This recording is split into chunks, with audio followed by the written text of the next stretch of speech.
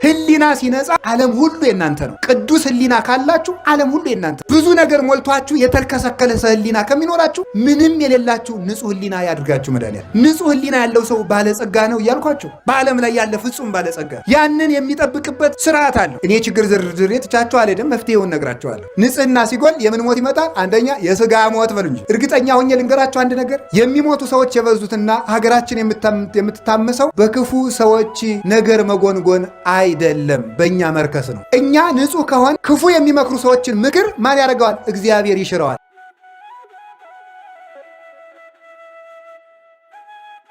እግዚአብሔር ሰዎችን በ40 ቀናቸው ለድህነትም ለሀብትም ስልጣን ይሰጣቸዋል ማለት ነው።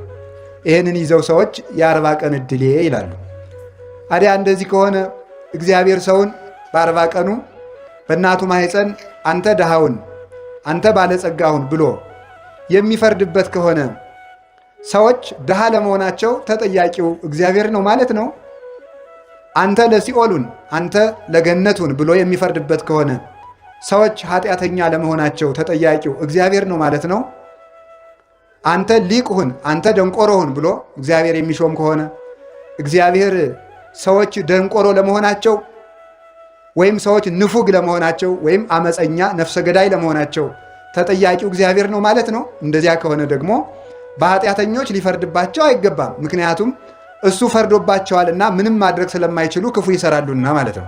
ሎቱ ስብሐት። እግዚአብሔር ግን ፍርደ ገምድል አምላክ አይደለም። በማንም ላይ እግዚአብሔር ሳይፈጠር የወሰነለትም ሰው የለም፣ የወሰነበትም ሰው የለም። እግዚአብሔር ለሰው ሁሉ መዳንን የሚሻ አምላክ ነው። ሰዎች ሁሉ እሱን ወደ ማወቅ እንዲደርሱ የሚፈልግ አምላክ እንጂ አንዱን ለሐሳር አንዱን ለክብር አልፈጠርም። እግዚአብሔር የወሰነበት ሰውም የለም። ሰው ሁሉ የየራሱን ሸክም ይሸከማል። ቅዱስ ጳውሎስ ገላትያ ምዕራፍ 6 ላይ እንደተናገረው ወኩሉ ጾሮ ይጸውር፣ ሰው የየራሱን ሸክም ይሸከማል። እግዚአብሔር ግን ሲኦልን አሸክሞ የፈጠረውም የለም፣ አክሊል አቀዳጅቶ የፈጠረው ሰውም የለም። ሁሉም ሰው ለነፃነት ተጠርቷል። ሁሉም የዘራውን ያጭዳል። ሞትም ሕይወትም በገዛ እጃችን የምናጭዳቸው በቀና በገዛ እጃችን የምንበትናቸው ናቸው። እግዚአብሔር ያልዘራውን አያጭድም፣ ያልበተነውን አይሰበስብም፣ ያላስተማረንንም አይፈርድም። ባልሰጠን ጸጋም እግዚአብሔር ፈርዶ ሲኦልም ገነትም አያስገባም። ሰው ስለተመረጠ ብቻም አይጸድቅም። ሰው ተፈርዶበትም የተፈጠረ የለም። ሁሉም ሰው ለነፃነት ተፈጥሯል። እግዚአብሔርም ማንም ሰው ይሞት ዘንድ አይፈቅድም። እግዚአብሔር ፈቃዱ የሰው ድነት ነው። ወይ ይፈቅድ ሞቶ ለኃጥእ አላ ይትመየጥ ሀቤ፣ የኃጢአተኛውን ሞቱን እኔ አልፈልግም ኃጢአተኛው ተመልሶ በሕይወት ይኖር ዘንድ ነው እንጂ ይላል የሰራዊት ጌታ ቅዱስ እግዚአብሔር። እንዲያ ከሆነ ሰውን በ40 ቀን በ80 ቀን እግዚአብሔር ይሾመዋል ማለት ምን ማለት ነው? ወይም የ40 ቀን ዕድል ማለትስ ምን ማለት ነው? ለመሆኑ በድል ድሃ በድል ሀብታም ይኮናልን? ወይስ በድል ሊቅ በድል ደንቆሮ ይኮናልን? ወይስ ደግሞ ለሮጠ ለሰበሰበ ለፈጠነ ለበለጠ ነውን? ወይስ አንደበቱን ጮሌ ላደረገ ወይም ደግሞ አለሁ አለሁ ላለ ወይም አብዝቶ ለተማረ ወይም በዘመድ ለከበረ ወይም ጉልበት ላለው ወይም ደግሞ ዕውቀቱ ለሰለጠነለት ወይም አንደበቱ ለተከናወነለት ነውን? አይደለም። አኮ ለዘሮጸ ወለዘበደረ፣ ለሮጠ ለቀደመ አይደለም።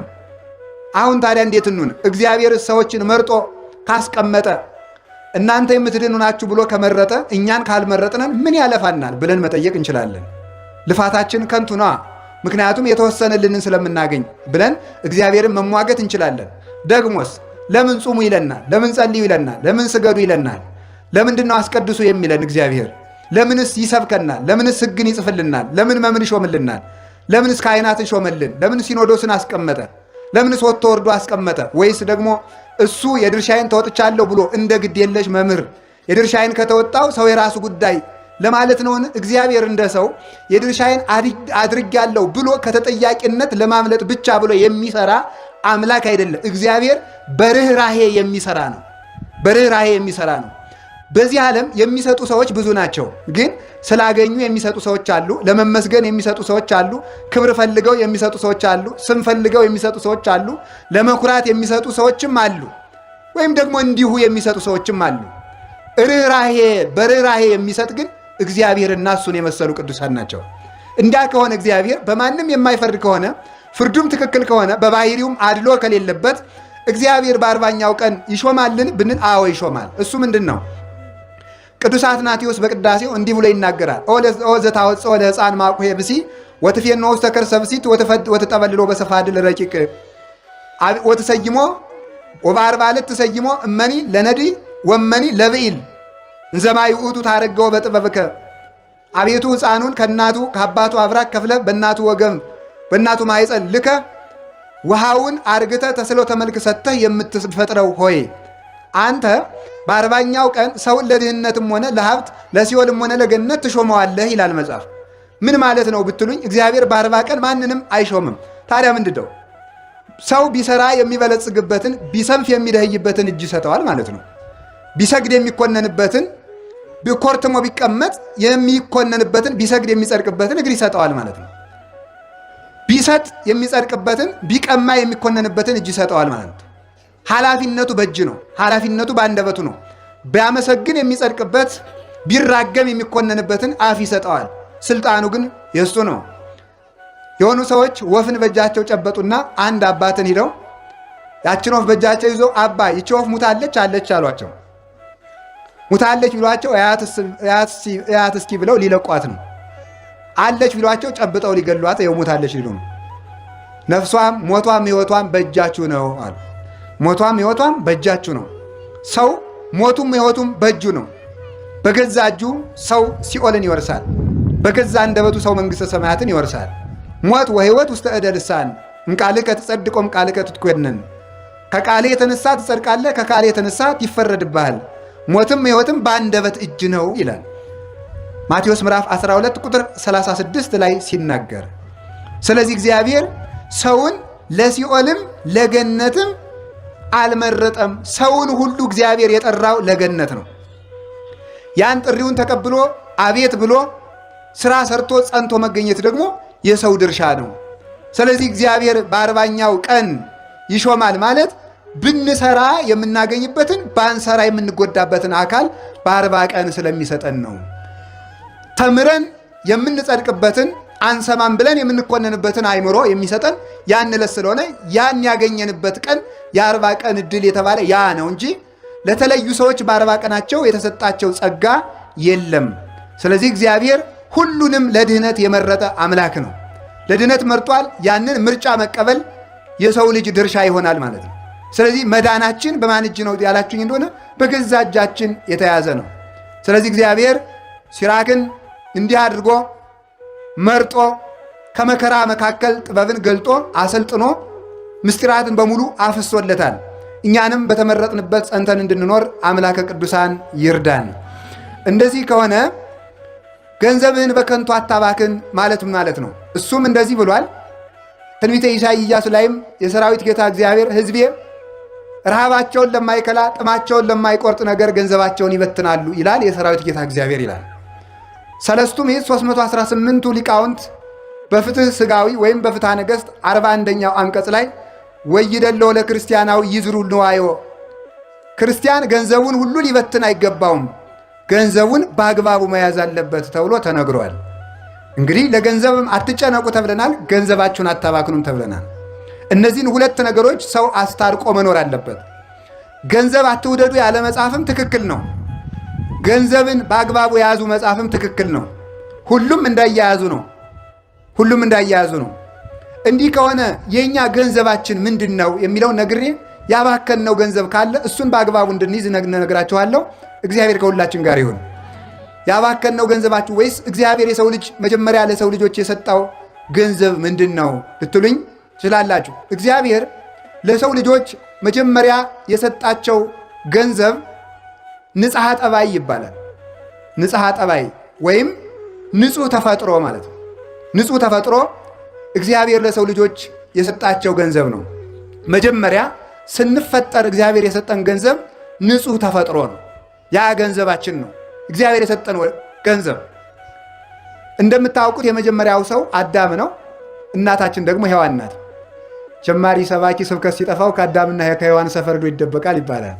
እንደሱ ለማለት ፈልጌ አይደለም። እሺ፣ የግድ መነሻዎቻችን እነሱ ስለሆኑ ነው። እነሱን መውቀስ ተገቢ አይደለም። ልወቅሳቸውም አላነሳውም።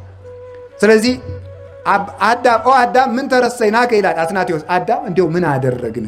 ይህ ሁሉ መከራ ያመጣህብን። ሔዋን ምን አደረግንሽ ይልና ኧረ እናንተ ገነት ገብታችኋል፣ እናንተን መውቀስ አይገባም። ኦሪትም እናትና አባትህን አክብር ትላለች ብሎ ይናገራል። እነሱ እናደንቃቸዋል። እነሱ ንስሐ ገብተው ድነዋል። እኛ ነን እንጂ ያቃተን። ስለዚህ እግዚአብሔር መጀመሪያ ለሰው ልጅ የሰጠው ተፈጥሮ ንጽሐ ጠባይ ይባላል። አዳም ሰራዊት አልነበረውም፣ ሌላ ገንዘብም አልነበረውም። ነገር ግን ሰማይና ምድርን እንዲያስተዳድር እግዚአብሔር ስልጣን ሰጥቶታል። ሰማይ ስላችሁ ከሰማይ በላይ ሰማየ ሰማያት ለእግዚአብሔር ወምድረሰ ወሀበ ለእጓለ እመሕያው ይላል ቅዱስ ዳዊት። ሰማዩ የእግዚአብሔር ነው፣ ምድርን ለሰው ሰጥቶታል ይላል። ልልናን ጌትነትን ለራሱ ነው፣ አያካፍልም። ስለዚህ ከሰማይ በላይ ያለው ቅዱሳን መላእክትን ጨምሮ እግዚአብሔር ይገዛል። በምድር ያለውን ደግሞ የሰማይ ወፍን፣ የምድር አራዊትን፣ እፀውን ወይም እጽዋቱን፣ አዝሪቱን፣ አትክልቱን፣ ምድርን በጠቅላላ ባሕሩን፣ ነፋሱን፣ እነዚህን ሁሉ ደመናውን፣ ፀሐይ፣ ጨረቃ፣ ከዋክብቱን አዳም በእግዚአብሔር ቸርነት እንዲገዛቸው ስልጣን ሰጥቶታል። አዳም ፀሐይን ለማስተዳደር የሚልከው ሰራዊት አልነበረውም። አዳም የአንበሳን መንጋጋ ለመለጎም ልጓም አልነበረውም። አዳም ጅብን ለመከላከል ሰይፍ አልነበረውም፣ ወይም ደግሞ ጦር አልነበረውም፣ ወይም ዝናር አልታጠቀም፣ ወይም የሰለጠነ ሰራዊት የለውም። ለአዳም ዋሻ አልነበረውም። ለአዳም ምሽግ አልነበረውም። አዳም ሰማይና ምድርን ግን ይገዛ ነበር። አዳም ወፍን ይገዛ ነበር። አዳም ክንፍ የለውም፣ ንስርን ግን ይገዛው ነበረ። አዳም ክንፍ የለውም፣ ርግብን ይገዛት ነበረ። የሰማይ ወፎችን ይገዛል። አዳም ምድራዊ ነው፣ ፀሐይ፣ ጨረቃ፣ ከዋክብትን ያስተዳድራል። አዳም አፈር ነው፣ ሰማዩን ያስተዳድረዋል። አዳም ትቢያ ነው፣ ደመናውን ይገዛዋል። አዳም ካፈር የተፈጠረ ነው፣ መብረቁን ይገዛል። ይህንን እንዲያስተዳድርበት የተሰጠው ስልጣን ምን ይባላል? ንጽሐ ጠባይ ይባላል። እስኪ ንጽሐ ጠባይ በሉ። ምን አላችሁኝ? ንጽሐ ጠባይ ወይም ንጹህ ተፈጥሮ ማለት ነው። ንጹህ ተፈጥሮ ለምሳሌ ተመልከቱ። ሕፃናት እናት አባታቸውን እንደሚገዙ ታውቃላችሁ? በምንድን ነው የሚገዙት? በምንድን ነው የሚገዙት? በንጽሐ ጠባይ ነው። ሕፃናት እንግዲህ እኛ የምንበልጥ እኛ ነን። ኃያላን ሰዎች የማይደፍሩትን ሰው ልጆቹ ግን ያስጎነብሱታል፣ ያጎብጡታል። ልጆቹ ይገዙታል። እኛ ተንቀጥቅጠን ጫማውን የምንሰማውን ሰውዬ ልጁ አንገቱ ላይ ወጥቶ ሽኮኮ ይጋልበዋል ማለት ነው። በንጽሐ ጠባዩ ልጅ ነዋ፣ ተወዳጅ ነው፣ ይወደዳል። ንጽሐ ጠባይ ኃይል ያለው ነው። አዳም አይቆፍርም ነበረ፣ አያርስም፣ አይወጣም፣ አይወርድም ነበረ፣ ባለጸጋ ነበር። ለአዳም ዘር አይዘራም ነበረ። አዳም ከብት አያደልብም ነበረ። አዳም ወርቅ አይቆፍርም ነበር። አዳም ብር አይሰራም ነበር። አዳም ፋብሪካ አልነበረውም፣ ግን ባለጸጋ ነበር። የአዳም ሀብቱ ቅድስናው ነው። የአዳም ጸጋው ንጹሕ አእምሮው ነው፣ ንጹሕ ተፈጥሮ ነው። በንጹሕ ተፈጥሮ ገነት በሙሉ የሱ ነበረች። በንጹሕ ተፈጥሮ አራዊት ባሪያዎቹ ነበሩ። በንጹሕ ተፈጥሮ እንስሳት ዘመዶቹ ነበሩ፣ እጽዋት ዘመዶቹ ነበሩ። ምድር መንበሩ ነበረች ለአዳም። ሰማይ ዘውዱ ነበረች። በምኑ ሲባል በንጽህናው። በዚያ ንጽህናው አዳምን እንስሳት አራዊት እንስሳት እኮ ሄደው አዳም ወፍረናል ብላን፣ ሰብተናል አርደህ ብላን ይሉት ነበረ። እኔማ እግዚአብሔር ከአንድ ዕፀ በለስ በቀር ምን ነስቶኝ? ሁሉን ሰጥቶኛል። ሂዱ እናንተንስ እግዚአብሔር ይባርካችሁ፣ እርቡ ስቡ ብሎ መርቆ ይሰዳቸዋል። አዳም በገነት ሳለ ቀፎ አይሰቅልም ነበረ። ከዕፀ ሕይወት ስር ግን ማር ይፈልቅለት ነበር። አዳም ከብት አያረባም ነበር። ከዕፀ ሕይወት ስር ወተት ይፈልቅለት ነበረ። አዳም ኑግ አይጨምቅም፣ ዘይት ይፈልቅለታል። አዳም የወይን ተክል አይተክልም። ነገር ግን ወይም ደግሞ መትከል ብቻ አይደለም፣ ከገነት ፍሬ ለቅሞ ወይን ጠምቆ አይጠጣም ነበረ። ግን ከአንድ ዛፍ ስር ወይን ይፈልቅለት ነበረ። በንጽሐ ጠባዩ ማለት ነው። በንጽሐ ጠባዩ ቅዱሳን ሊቃውንት ይህንን አበጥረው ተርጉመውታል።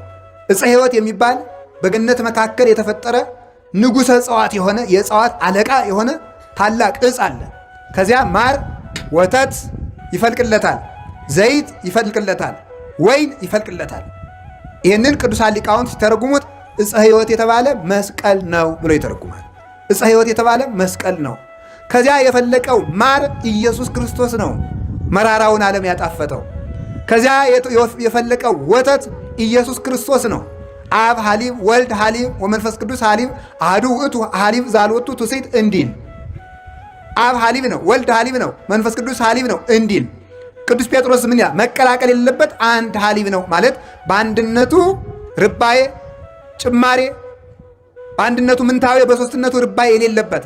ቅዱስ ጴጥሮስም ሁለተኛ ጴጥሮስ ምዕራፍ 2 ቁጥር 3 ላይ ሲናገር አፍቅሩ ሐሊበ ነባቤ ዛልወቱ ትስይት፣ ቅልቅል የሌለበትን ንጹሕ ወተት ውደዱ ይላል።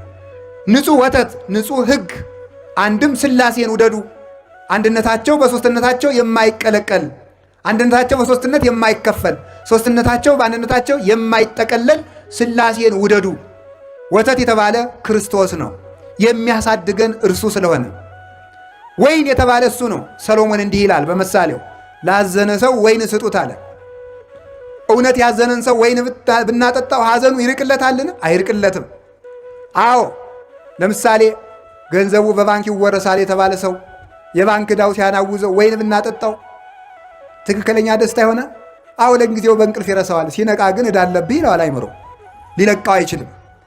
ግን ላዘነ ሰው ወይን ስጡት የተባለ አጋንንት በሐዘን ለጎዱት ሰው ወይነ ትፍሲት የክርስቶስ እንደማቀብሉት ማለት ነው። ሌላ አንዳንድ ጊዜ ይላል የእኛ ሰፈር ተማሪው ማለት ነው እንዲላል ምን ትዑቱ ለዘይሰቲ ወይነ ምን ትዑቱ ሕይወቱ ሲራክ ቤስ መትፍሲተ ልቦቱ ይላል። ጠላ አልጠጣ ደግሞ የሰው ልጅ ምን ሕይወት አለው ይላል። ትርጉሙ ሌላ ነው። ጌታ ይዋ እንዲሁ እኮ እናንተ ሲራክ እኮ ነው እንዲህ አለ። ሲራክ ምን አለ? ወይን የማይጠጣ ሰው ደግሞ ሕይወት አለው እንዴ? ምን ሕይወት አለው? ወይን የማይጠጣ ሰው ደግሞ ምን ሕይወት አለው? ወይን የልብ ደስታ ነውና ማለት የክርስቶስን ደም የማይጠጣ ሰው ደግሞ ምን ሕይወት አለው? ክርስቶስ ፍስሐ ኩሉ ዓለም ነውና ማለት ነው። ወይን ይፈልቅለት ነበር ማለት የክርስቶስ ደም ከመስቀል ተገኘለት ማለት ነው። ከመስቀሉ ላይ ተገኘለት። ለአዳም ዘይት ከዕፀ ሕይወት ይፈልቅለታል። ዘይት የተባለ ክርስቶስ ነው። ዘይት ቅብ ነው፣ ዝገትን ያረቃል። ዝገት ኃጢአታችን ወልውሎ ሰንግሎ ከደሙ በፈሰሰ ደሙ ከጎኑ በፈሰሰ ደም ያነጻን፣ ከጎኑ በፈሰሰ ማየገቦ አጥምቆ አጽርቶ ልጆቹ ያደረገን እርሱ ስለሆነ እርሱ ምን ይባላል? ዘይት። እንዲህ ይላል መዝሙረ ዳዊት ቅዱስ ዳዊት መዝሙር 22 ላይ ወአጽሐድ ከበቅብ ርእሴየ፣ ራሴን በዘይት ቀባህ ይላል። ራሴን በዘይት ቀባ ሲል ተመልከቱ። ሰውነቴን በልጅነት አከበርካት። የተቀባ ሰው ውበቱ እንደሚመለስለት ሁሉ እንደሚያምርበት በሥላሴ ስም ተጠምቆ ልጅነት ያለው ሰው ውብ ነው፣ መልካም ነው። በዚህ ዓለም መልካም ሰው ማየት ከፈለጋችሁ እርሱ ክርስቲያን ነው። በዚህ ዓለም ያማረበት ሰው ማየት ከፈለጋችሁ ያ ማለት በክርስቶስ ስም ተጠምቆ ሥራ እየሠራ ያለ ሰው ነው። መልከኞች የሚባሉት ክርስቲያኖች ናቸው። የመልከኛው የውቡ የክርስቶስ ልጆች ናቸውና እርሱ እንዲህ ተብሎ እንደተነገረለት በመጽሐፍ ይሴኒ ላህዩ እሙሉ ደጓለ እመሕያው፣ የእርሱ ውበቱ መልኩ የክርስቶስ እኮ ነው። መዝሙር 44 ላይ የክርስቶስ መልኩ ከሰው ሁሉ መልክ ይበልጣል። ላህዩ ውበቱ ምን ማለት መስላችሁ? ላህየ ታምራቱ ላህየ ትምህርቱ ብለው ተርጉሞታል አባቶቻችን። የታምራቱ ውበት የትምህርቱ ውበት እንደኔ የትምህርት ደረቅ ትምህርት አይደለም። ልብን የሚያለዝብ ያዘኑትን የሚያረጋጋ የተሰበሩትን የሚጠግን የጠፉትን የሚፈልግ ለደከሙት ኃይልን የሚያስጠጥቃቸው ድውያንን የሚፈውስ ሙታንን የሚቀሰቅስ ነው የክርስቶስ ትምህርት። ስለዚህ ምን ይባላል? ላህየ ትምህርቱ ያማረ ነው። አንከሩ ምህሮቶ ሳይሳፉ ነገረ ቃሉ ወጣዕመ ነገሩ።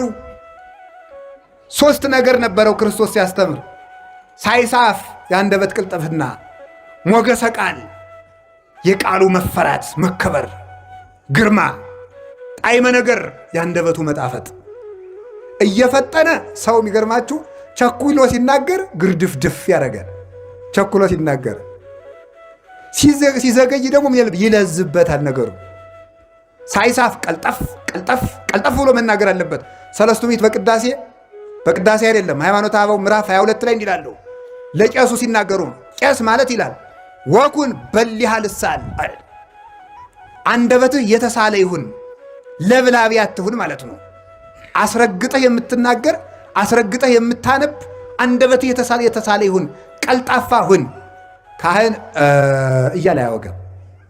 የተሳለ ልሳን ይኖርህ። የተሳለ ልሳን ኑሮ ስትናገር ደግሞ ወበልቡና ይላሉ እዚያው ሰለስቱ ምዕት፣ ከማስተዋል ጋር ቸኩለ ስትናገር ምስጢር እንዳትስት፣ ሰው እንዳታሰናክር። ከፍጥነት ጋር ምን ይኑርህ አለ ደግሞ መደመጥ፣ ጣዕመ ነገር። በነገር ልባምነት ግን አይመጣም። ይሄ በተጠባበ ነገር አይመጣም፣ በቅድስና ነው ክርስቶስ። ስለዚህ ፈጥኖ እየተናገረ ረቸኮልክብን አያሰኝም፣ ይፈራል። ደግሞ እኛ ይውላችሁ አስፈርተን ስንናገር ይደርቅብናል። ምን ይገርምናል? ምን ይጎልናል? ጣዕመ ነገር። አለዝበን ስንናገር ደግሞ እናጫውታለን ስንል ደግሞ ይበላሽብናል። እንዲያው ሰው እየተበላሸው አያ እንደው ዝባዝንኬ ሆኖ ይባላል ደግሞ ማለት ነው። ሞገሰ ቃል ደግሞ ይጎልናል፣ ክብር ይጎለዋል፣ ወርደን እንገኛለን ማለት ነው። ክርስቶስ ግን ሶስቱን ያካትት ነበረ። ላሄ ትምህርት አለው፣ ላሄ ታምራት አለው። አዝኖ ይፈውሳል፣ አዝኖ ያስነሳል፣ አዝኖ ያመሳል ማለት ይመግባል፣ አዝኖ ያስተምራል። የቻለውን ሁሉ አይናገርም፣ ያወቀውን ሁሉ አያስተምርም። አዝኖ ነበር የሚያስተምረው።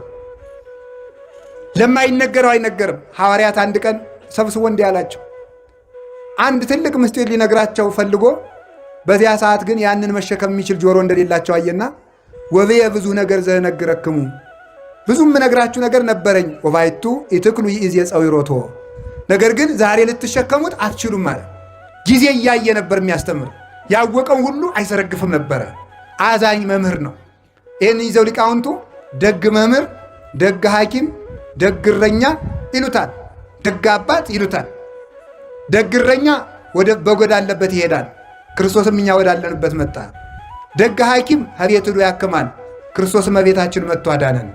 ደግ መምህር ካሉበት ሄዶ ያስተምራል፣ ክርስቶስም ወዳለንበት መጥቶ አስተማረን።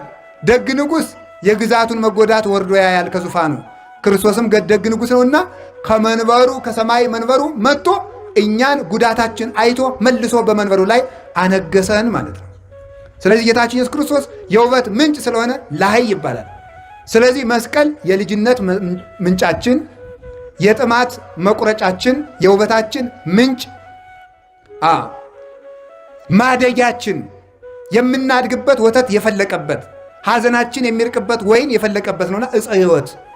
አዳም ከዚህ ዕፀ ሕይወት ስር እነዚህ አራት ነገሮች ይፈልቁለት ነበር። ስለምን? በንጽህናው፣ በቅድስናው፣ በንጽሐ ጠባዩ። ያንን ጠባዩን አበላሸው።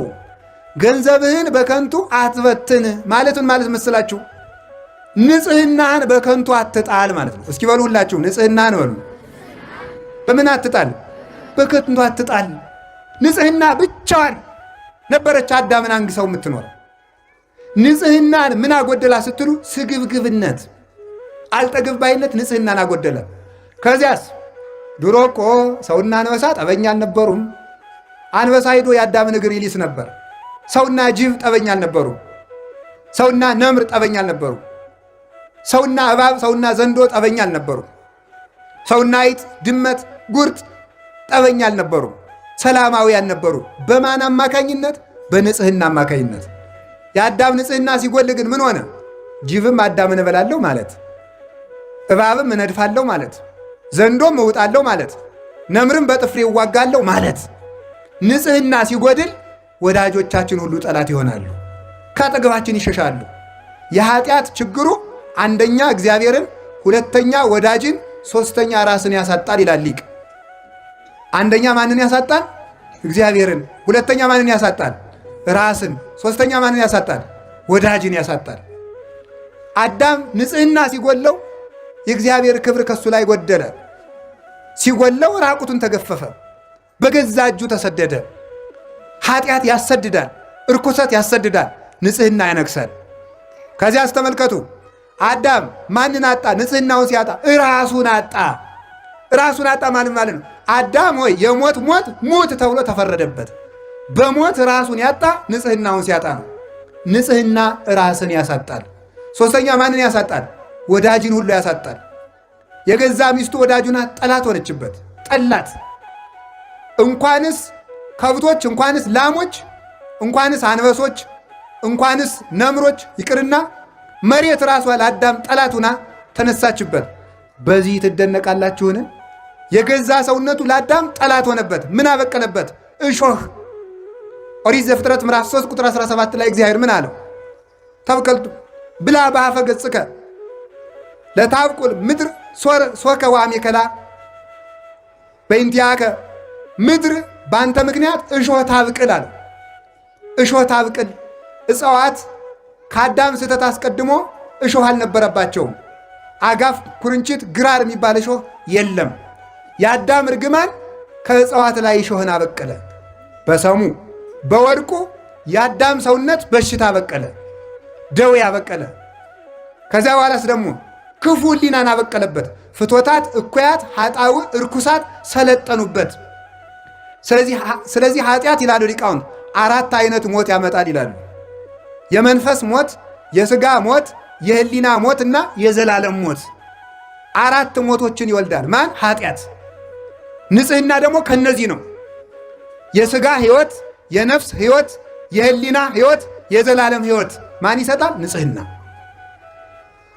የሥጋ ሞት መቀሰፍ ነው፣ ያለ ዕድሜ መሞት ነው።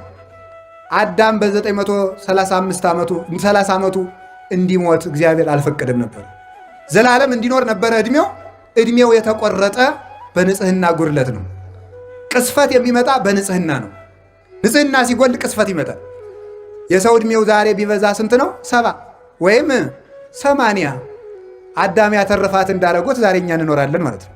የአዳም ዕድሜው 930 ዓመት ስለነበረ፣ ስለዚህ ዕድሜን የቆረጠው ዝሙት ነው። እርኩሰት፣ ኃጢአት ዕድሜን ይቆርጣል። ከዚያ ሥጋው ሞተ፣ ፈረሰ፣ በሰበሰ። የሕሊና ሞት ምንድን ነው?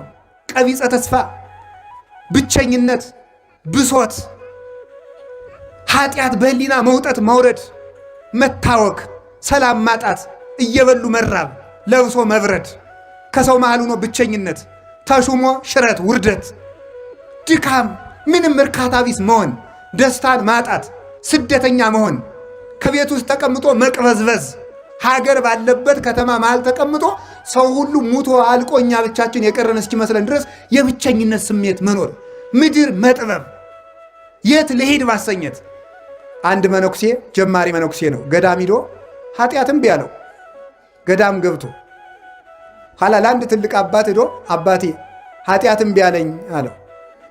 ይህንን ዓለም ጥለኸው ሂድ አሉት። ዓለምን ትቼ ከገዳም መጣው፣ ከገዳምማ ደግሞ ወደ የት ልሂድ ብሎ መለሰ። እዚያም ገብቶ አልቆምለት ስላለ ማለት ነው። እዚህ ከዓለም ወደ ገዳም ተሄደ፣ ከገዳም ቢፈትን የት ይኬዳል? ስለዚህ ከራስ መሸሽ ነው እንጂ ከቦታ መሸሽ አያዋጣም። መሸሽ የሚባለው ከራስ ጠባይ ነው፣ ከራስ ልማድ ነው። ቦታችን እየለወጥን ብንቀመጥ፣ ብቻችን ከጫካ መሃል አንገታችን አስረን ብንጸልይ፣ ከጠባያችን ካልሸሸን፣ ከቦታ ብንደበቅ፣ ከከተማ ብንወጣ ፍጹም ሰላምን ልናገኛት አንችልም። ስለዚህ የእግዚአብሔር ቤተሰቦች የአዳም የባከነ ሀብቱ ንጽሕናው ሥጋውን ቆረሰበት፣ ሕሊናውን ገደለበት። ዛሬ አርፎ የሚተኛ ሰው አለ መሰላችሁ?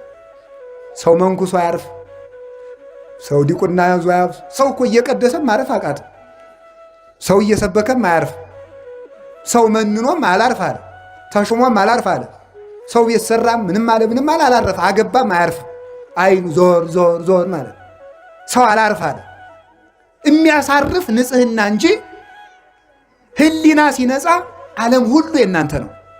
ቅዱስ ሕሊና ካላችሁ ዓለም ሁሉ የእናንተ ነው።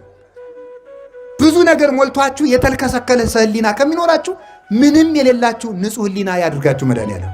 ንጹሕ ሕሊና ያለው ሰው ባለጸጋ ነው እያልኳችሁ፣ በዓለም ላይ ያለ ፍጹም ባለጸጋ ያንን የሚጠብቅበት ስርዓት አለው። እኔ ችግር ዝርዝር ትቻችሁ አልሄድም፣ መፍትሄውን ነግራችኋለሁ። ንጽሕና ሲጎል የምን ሞት ይመጣል? አንደኛ የሥጋ ሞት በሉ እንጂ የምን እርግጠኛ ሆኜ ልንገራችሁ አንድ ነገር፣ የሚሞቱ ሰዎች የበዙትና ሀገራችን የምትታመሰው በክፉ ሰዎች ነገር መጎንጎን አይደለም፣ በእኛ መርከስ ነው። እኛ ንጹሕ ከሆን ክፉ የሚመክሩ ሰዎችን ምክር ማን ያደርገዋል? እግዚአብሔር ይሽረዋል። ጠቢብ ውእቱ ዘያረስ ምክረ መካሪያን ተባ ውእቱ ዘያደቅቅ ይላል። ተመልከቱ፣ መዝራዕተ ኃያላን ይላል ኤጲፋንዮስ በቅዳሴው። የመካሪዎችን ምክር የሚሽር የሚያስረሳ እግዚአብሔር ጥበበኛ ነው። ምክርን የሚሽር ኃይልን የሚያደቅ ነው። የጎደለን ምንድን ነው ካልኳችሁ ንጽህና። እግዚአብሔር የትም ቦታ ንጽህና አጥቶሃል ነው የምላችሁ። ንጹህ ከሆን እግዚአብሔር የሰው ችግር የለበትም። እግዚአብሔር በሰራዊት አይዋጋም። እግዚአብሔር ዝምታውም ውጊያ ነው። ግን ቅድስና ይሞላል። ህሊናችን ሙቷል። አሁን እኮ እንዲሁ ዝም ብሎ ተስፋ ቁርጥ ያደርግ እኮ ነው ዝም ብሎ ማለት ነው። መንግሥተ ሰማያትን ማን አይቶት ብለህ ነው ይላል። በቃ ምንም ለመብላት በቃ መተኛት ምንም። አሁን ደግሞ ትንሽ ሀብት ያለው ሰው ምን እንደሚል ንገራቸው። ትንሽ ሀብት ያጠራቀመ ሰው እሳ አባቱ እንደው ትንሽ እንደ መኪናም እንደ ፎቅም እንደው የሞካከረ ሰው የድንጋይ ጥርቅም እኮ ነው ይሄ እኮ። እዛ ሰብስቦ ፈልጌ ሲሉት አባ ጊዜ የለኝም በጣም ብዙ ድርጅት ነው ማኔጅ የማደርገውና የሚያዙኝ ነገር ካለ ብቻ ይደውሉልኝ፣ ስንት ብር ነው የሚፈልጉት ይላል። ብሩን ወርወር አድርጎ ስራውን እየሰራ ሊሞት ማለት ነው። እኔ ብዙ ሰው እታወሳለሁ፣ እታዘባለሁ። ማምላክ ብዙ ሰው እዚህ መጥተው አይማሩ፣ ትንሽ ሀብት ነካ ካረጋቸው አይማሩ። ብቻ የሚያዙኝን ይንገሩኝ፣ እሱም ብቻ ይንገሩ። ዝም ብለው ችግር የለም። ቆይ ሰባኪው ምንድነው የፈለገው? ምንድነው ዝም ብለው ቤተክርስቲያን ሰሩ ነው አካውንታችሁ ንገሩ። ምንድነው የምትፈልጉት? እሱም ብቻ ለምን አትነግሩኝም ይላል። ቃለ እግዚአብሔር ጌታ ይዋ እኛ ያንተን ቆርቆሮ አይደለም የፈለግነው። እኛ የፈለግነው ህሊናህን ነው። እግዚአብሔር የሞተለት አካል ነው ያለ። እኛ የምንፈልገው እናንተን ነው፣ የእናንተን ሻማ። አሁን ጠዋት 21 ሺህ ብር ሰጣችሁ፣ ምን ያለውን ሰጣችሁታል። እኔ ገንዘቡን አይደለም የናቁት። ስትፈልጉ 21 ቢሊየን ስጡ፣ ምንም ትርጉም የለውም። ገንዘባችሁ አያጸድቃችሁም። የሚያጸድቃችሁ ንጽህናችሁ ነው። መጀመሪያ ራሳችሁ ተስተካከሉ።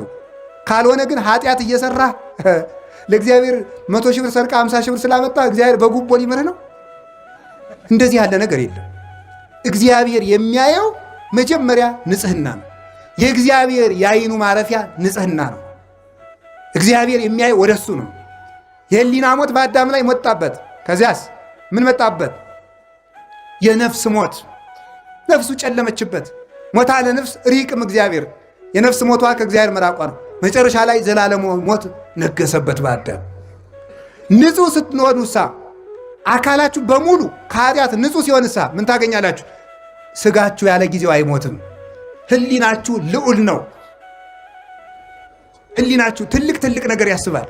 እዩትማ በሞቴ ኃጢአት ሰርታችሁ ባደራችሁ ቀን እኮ እቅዳችሁ በሙሉ ክስር እኮ ነው የሚለው። የ40 ዓመቱ እቅድ የ30 ዓመቱ እቅድ ኤዲያ ተውኝ ባካችሁ፣ ክስር ነው የሚለው፣ ድምስስ ነው የሚለው። ህሊና ነዋ ዋናው።